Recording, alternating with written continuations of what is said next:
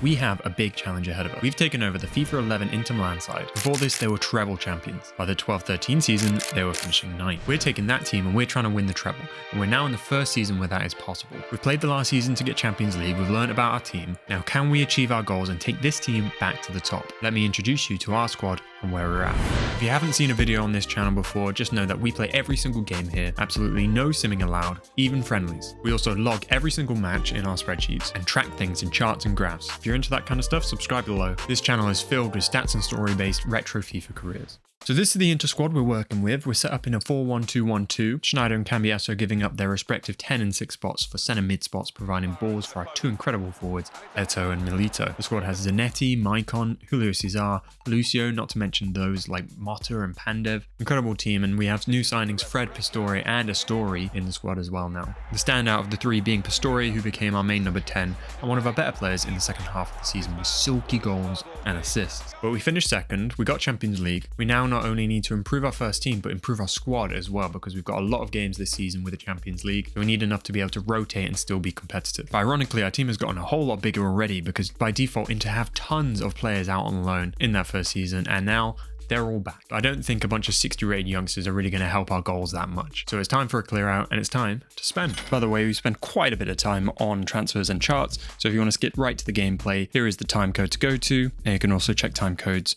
below. Transfer targets, I identified a couple based off high performing players from the Serie A last season, what I think is probably the most realistic way to scout in this game. Firstly, forwards. So we've got our two main strikers, Eto'o and Milito. I have no intention of replacing these guys or selling these guys. Eto'o was our top goal scorer last season and Milito finished 4th in the Serie A. Their partnership is vital. But their backups last season were Fred and Maicon. Fred spent pretty much the entire season injured, scored 5 goals total, and Maicon only scored 1. He was in on loan and I've got no real desire to bring him back to the club. So that leaves Fred as pretty much the only good backup. So we need more options really, especially now we have Champions League. So let's introduce our forward targets. Pizzini, the top goal scorer last season with Sampdoria, and in real life he would sign for Inter about 6 months ago in January. Next up with Miccoli, a centre forward who scored 14 for Palermo and was available for an extremely cheap fee for his rating. So I took a great interest in that. Gazal, an internal thorn in our side, also available quite cheap. And lastly, Vukanic at Roma, also on 14 goals last season. So I'll put in offers, we'll come back to this. Staying within the Serie A and Roma, I also put in an offer for Pizarro, a forgotten Chilean Man City first Premier League winner, as he was there for 6 months on loan in that first title-winning season. He had the most assists last season in the Serie A, and at 81 rated, available cheap, he was a great option to join our talented midfield. And also, he actually spent a year at Inter between 05 and 06. And lastly, a couple Italians I identified to bring into the squad. Vito Minone, a classic Italian goalkeeper with decent potential at the time. I got him in for 4.1 million. And then a favourite of mine, Italian named Ferrari. Get in the squad. He has a real face, was available cheap at 3.2 million, and also is a former Inter Milan player, and he's a bronze medalist for Italy. He was also at Everton for a period of time, was a part of Inter's youth, and when he was a youngster, he was also employed as a forward, where he scored 37 goals in one season. It's safe to say I like this guy. It would also mean that we would have 2 defenders, one called Ferrari and one called Maserati. It's close enough. 2 massive engines at the back. I decided to keep our loaned out players Coutinho and Biabiani this season and integrate them into the squad, and then we started letting players go. Almost all of these were youngsters who would not really make it into our first team picture anytime soon, as the ratings are too low. Players like Alibak and Destro went to Toulouse, Napoli went to Betis, and Obi went to Turkey. Our biggest sales were Urbina to Villarreal, Mariga to Milan, and our biggest actual first team change was Chivu to Fiorentina. This feels like a realistic change for me. He was really challenging for that left back spot with Zanetti, who I've got a lot more loyalty to, and with that he didn't even make our best 11 last season. Montari came in at DM for him in the last video, so we let him go and we went in for a guy called Tremolinas. He's a player I found using the old FIFA scouting system. He's got good pace, good crossing, a good young wing-back option to really help with our wide spaces. Real face too. So we managed to get Vukanic and Pizarro from Roma before choosing to get Miccoli as our rotation option. He can play in a lot of positions. Again, it was quite cheap. We opted not to sign Pizzini even though he was the first player to say yes. This is then how the team looked next in the friendlies. Managed to play a lot of our newbies in that. Miccoli getting his first goal through a header here. Maicon on form with a goal and an assist. 2 wins and a loss in those. But there I did notice that there's a potential use of wide players now. Got quite a few who can play in that position. Biabiani, Sneijder, Miccoli, Mancini, Coutinho, they can all play wide. But maybe this is something that we should strengthen too, so we can play both the 4-1-2-1-2 narrow, but also the wide, as it's very similar and just provides more width and more options, as well as also allowing us to maybe get some more flair players in. I'm curious what your guys' go-to formations were in the older FIFAs. This one seems to be working well for us at the minute, but let me know below what yours is. One spot that is probably a little weak for us is the narrow cam spot. We do have Pastore here, but we need a star. We need our big signing, our marquee signing. Someone who can perhaps play there in the narrow, or maybe play out wide when we play that formation as well. In comes Lavezzi. I love Lavezzi in early FIFAs, especially when he's got the down haircut. Player from Napoli joins in, he becomes our number 7. The centre forward takes over the number 10 spot and allows us to put him wide and move in Pastore in rotation and experimentation. We now have a squad, like a real squad. Talented players who can all compete for spots, like real competition in this. We can be confident in a win even when we're rotating. I'm loving it. And we didn't actually go crazy spending either. Let me show you this. So we spent a total of about 80 million on 7 players. So an average of about just over 10 million per player. We sold just under 44 million for a net spend of just over 36 million. And wage-wise, considering we added 300,000 to the wage bill, we actually got rid of 200,000. So we only put it up by 100, which is about the cost of one really good player. You can visualize this idea like this, right? Here is the wage bill and how it changed over time. And now I'm adding another line, which is the average rating of every player in the squad. Almost every move took us upwards, showing the improvement of the team. Also, I've noticed that every time I bring up charts, my viewership goes down a little. So let me know what you're thinking about this. Would you prefer I maybe stayed away from some of the charts? Kept it more gameplay focused? I don't know. I want to know what your thoughts are on this. So with that, let's get into gameplay. I wanted to start a little differently with this one and start with the Champions League. So we're going to cover the entire group stage right now. It's a very important part of this series and we're going straight into it. So in our return to the biggest competition in world football, we were drew Benfica, CSKA Moscow and FC Twente. Not bad at all. Came up against Benfica first, a team that contained David Luiz, Coentrão, Javi Garcia and even Ruben Amorim. My guy. We'd make our Champions League debut at home in front of the Inter faithful, and after Milito hit the crossbar early on, he would calmly finish to start a campaign soon after. Rigoli showed that he was getting into the swing of things, collecting a yellow, injuring a player, and scoring a header all in one match. He's going to fit in quite nicely. And after 2 Eto'o goals and a penalty saved by Julio Cesar, first game would end 4-0, meaning we'd give starts to Vukinic and Fred in the next game, but it was actually Pizarro who turned up for the goal, popping up from midfield for the first one of the game. Fred would score a lovely chip, and frankly a perfect chip, before Vukinic came in for a goal of his own. Wagner Love would score for CSKA, remember him? But Fred was feeling himself, and he would Berber spin Barutski before somehow keeping it in and getting past the keeper, Vukinic, to get a second. Fred would get the last goal of the first half, yes, half, to make it 5-1. Now would probably be a good time to mention we are playing Legendary and with no sliders. I usually get a lot of comments asking that stuff, so if you comment that, you stupid. Oh, it's not in the script. Why not? But yeah, second half, Vukinic would seal his hat-trick with a goal in the 76th, and we would record a 6-1 win. At this point now, we're feeling very secure about our group stage already, as we only have FC Twente to come, and then we play all the teams that we've dominated pretty much so far. So sure enough, Vukinic would get the only goal in a 1-1, dropping points to FC Twente. Vukinic would get 2 against CSKA, and Fred would then get 2 against Benfica, which included this absolute commanding run from Fred to get us the opener. And then this lucky one again from Fred, where the Benfica players kick it into themselves to leave him for an open goal. And then Pandev and Fred earned us the draw against FC Twente, meaning that we dropped points to them home and away. Our qualification was never really in doubt. Benfica qualifying behind us, and here is also how some of the other teams finished as well. PSG finishing bottom of a group with Chelsea, Roma and Galatasaray, but no real surprises anywhere else. Vukinic and Fred at this point are the top 2 goal scorers. Biabiani second of assists with 4.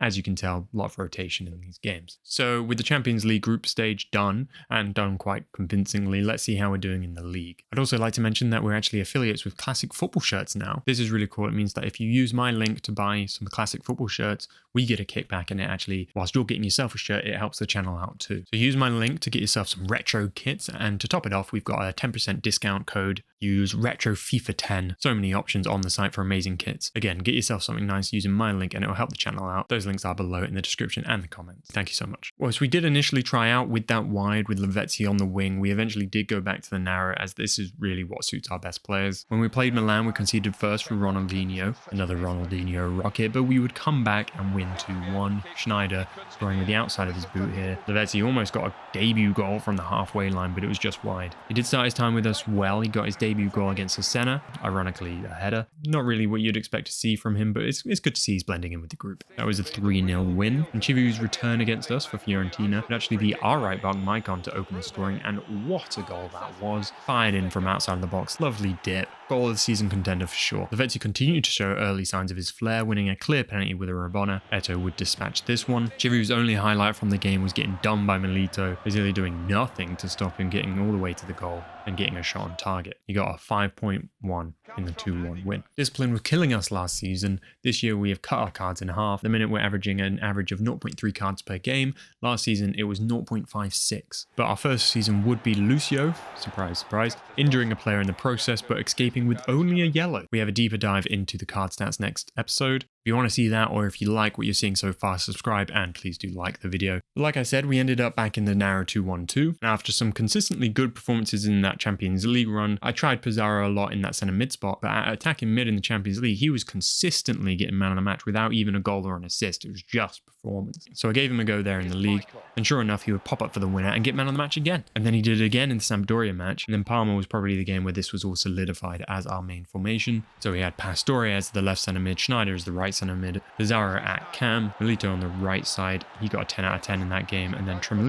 even got an assist. Only wrong thing in this team is actually Ferrari and for Samuel. In this game, it was just low on fitness, but everything else was solidified as our main team. So everything's going pretty well. Treble even went up to an 80. The former Milan player Kevin Prince Boateng would give us our first loss of the season against Genoa after Eto'o missed another penalty. Speaking of penalties, we actually got a really good comment from QL on the Discord. You can join the community Discord below. But he asked, if Eto'o had scored all of his penalties that he missed last season, would we have won the league? Now, I'm going to work that out for you live right now. I don't know the answer to this. So I'm sorting this by penalties taken in normal time. I'm going to sort that. And there you can see all of the penalties that we took in the season. So if we go across now to the results, we can see that he missed one of the penalties in a 2-0 win to Roma. No effect there. If he scored against Palermo, we actually would have won. As you can tell, it was 0-0. No effect in the Lazio game either. And then it was Palermo again. But that means that there was actually only one game that he missed a penalty where it affected the outcome. So thankfully, him missing penalties actually only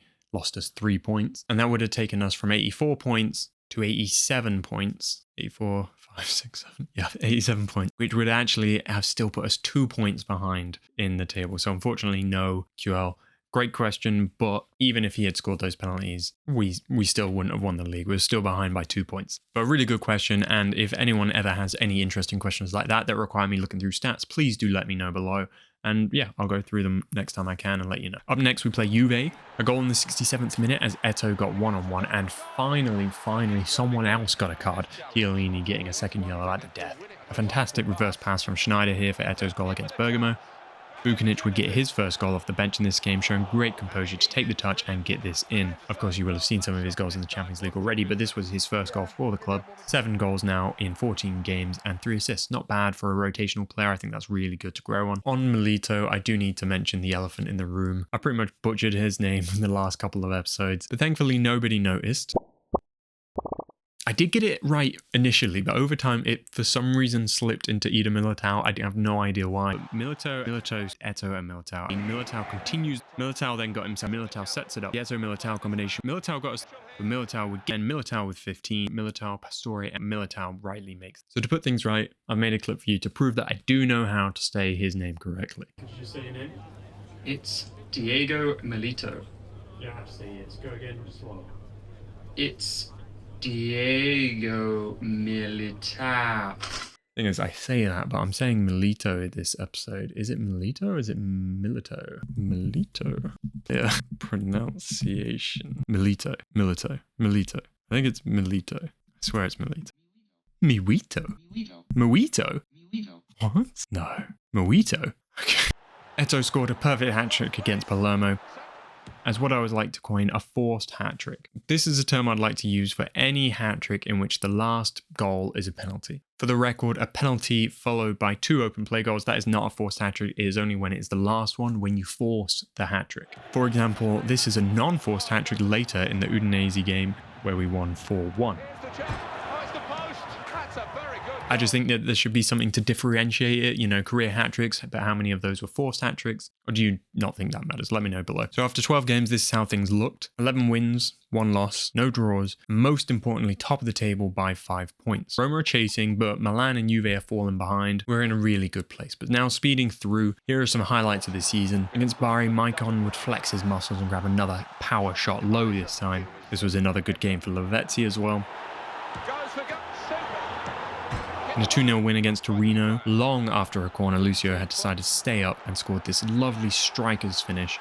And he'd do it again versus Cagliari. Fantastic striker instincts from the centre-back. It would get done by them soon after, though, to score. Pizarro then getting another goal in this one to win it. Julio Cesar saved a pen in the 2-1 win at Lazio. Milito getting the winner in this one. And he would save another in the Udinese game. He's faced 5 in total now in the first half of the season, and he's only conceded 1. By the time we came up against Roma, we had an 8-point lead on top of the table. Good, but easily demolished under the right circumstances. And usually, I am the right circumstances. Sneijder hit the post in the 5th minute from this free kick. Great chance, and letting the occasion get away from him, away from home at Roma. Walter Samuel takes out the legend and one of the top goal scorers of the season in the first half. Not only just injuring Totti, but also receiving a red in the process. Roque Santa Cruz would come on for the injured icon. Less than 10 minutes later, he would be found opening the scoring 1-0.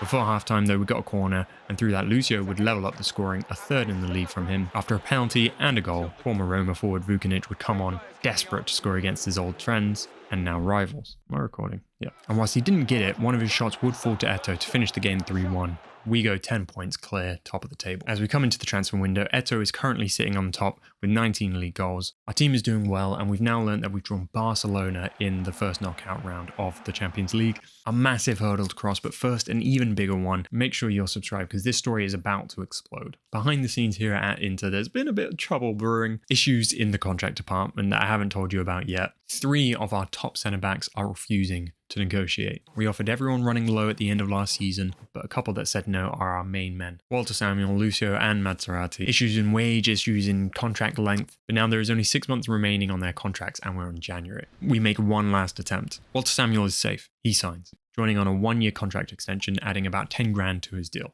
Mazzarati, also safe. Same contract, a 1-year extension on that. Lucio, no deal. Our biggest and best has said no due to issues in the amount of bonuses he's getting. And he is now no longer available to negotiate. He is refusing to negotiate for weeks in January. He is one of our best players at 85 rated, worth about 10 million, which is a lot in 2011. So I made the decision to transfer list him. For now, I hope to get a new contract for him, but we need to explore other options and protect ourselves. What would you do? Cash in on him or potentially let him go on a free at the end of the season? How do you even replace a guy as important to him? He's our matchday captain. Why not? My memory card ran out. How do you even begin to